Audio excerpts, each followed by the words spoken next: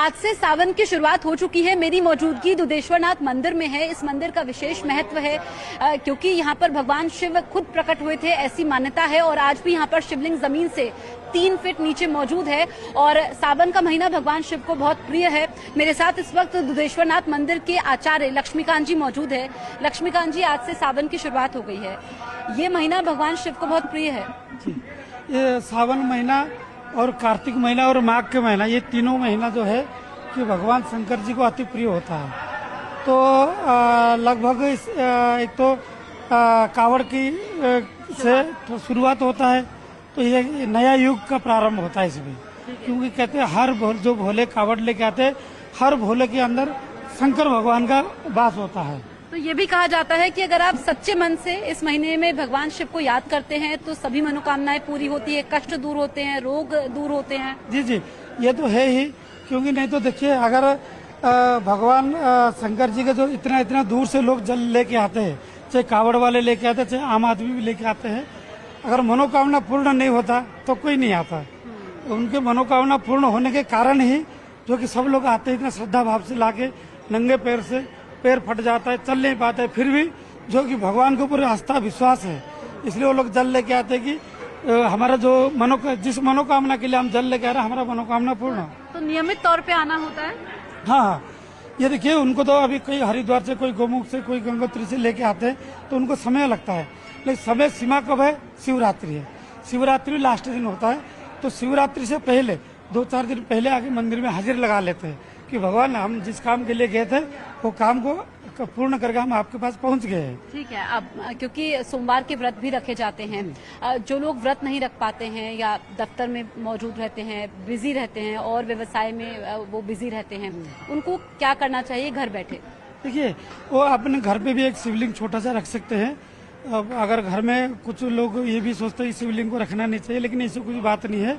छोटे शिवलिंग अपने अंगुली से 4 अंगुल का शिवलिंग रखिए, रख के उसमें भी आप गंगा जल, दूध, दही वगैरह चढ़ा के पंचामृत से स्नान करा के अपने गंतव्य पथ पर आप जा सकते हैं।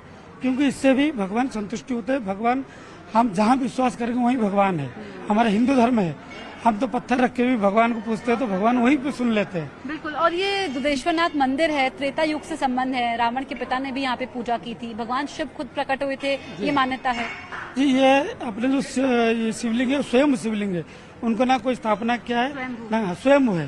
जैसे ज्योतिर्लिंग होता है ना, ये उप ज्योतिर्लिंग के रूप में है। बनारस के जो ज्योतिर्लिंग बनारस है, उसका उप ज्योतिर्लिंग ये है, मान्यता है उसका। अच्छा। हाँ, तो और ये क्या कि जो उस समय रावण के जमाने के से पहले ही उनके जो पिताजी विश्वेश्वरवाजी थे, उनके द्वारा सर्वप्रथम पूजित थे।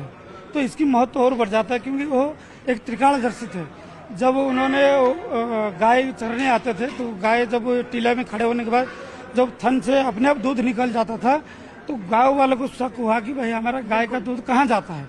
तो उन्होंने पीछा किए, गाय के पीछे पीछे आने के बाद तो उन्होंने देखे कि भाई गाय खड़ी होती है तो उनके थन से अपने आप दूध निकल जाता है। तो इसलिए उनका नाम दुधेश्वर रखा गया है कि गाय के दूध से प्रसन्न होने वाले हैं। इसलिए दुधेश्वर भगवान, उनका नाम जो विश्वेश्वरवाजी थे उनको नामकरण किए थे, और उसी दिन जो विश्वेश्वरवाजी है, बिल्कुल इसी वजह से इस मंदिर की मान्यता बहुत है, भक्त पहुँचते हैं। तो स्वयं शिवलिंग। और जो दर्शक आपको इस वक्त देख रहे हैं, आप उनको क्या बताना चाहेंगे कि सावन के महीने में किन विशेष बातों का खास ख्याल रखना चाहिए? देखिए, इस बार मैं आपके चैनल के माध्यम से सारे भक्तों को ये सूचना देना चाहते हैं कि ये जो महीना है, ये साल में एक ही बार आता है। तो इस महीना को पूरी शुद्धता से, पूरी लगन से आप पूजा करिए। आपको भोले बाबा कोई कष्ट आने नहीं देंगे, क्योंकि सारे कष्ट जब ये संसार का विष को पी लिए और सारे संसार को रक्षा कर लिए, नहीं तो हम लोग कहाँ वापस जीवित होते हैं हम लोग। इसलिए सारे भगवान भोले बाबा जो है कि सारे संकट को दूर करने वाले हैं, वो भोले हैं। थोड़ा सा पूजा करने पर तुरंत प्रसन्न होते हैं, और निश्चित रूप से आप जिस मन से आप पूजा करेंगे उसका फल निश्चित रूप से प्राप्त होगा।